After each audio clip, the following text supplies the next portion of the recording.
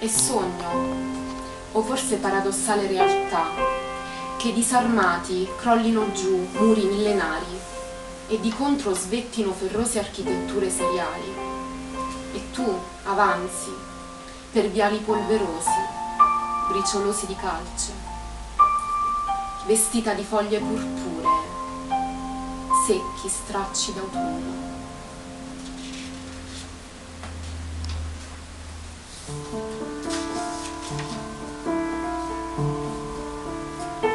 Passaggi di stato e binocoli adoperati al contrario attraverso cui guardo e mi colgo, piccola, sfocata, e l'immenso si racchiude in una parola.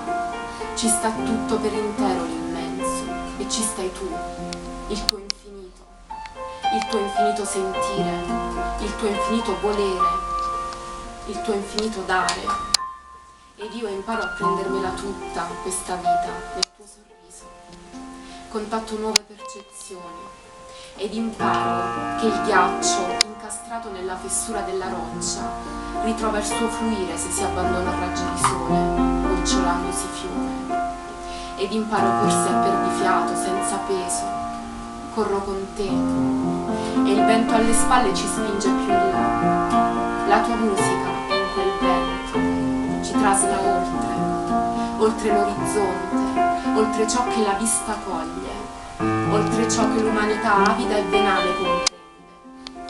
Ed imparo a non farmi bastare questa terra, a non farmi bastare questi piedi, a sentirmi nell'assenza di corpo, a sentire la vita, il suo essenziale essere in me.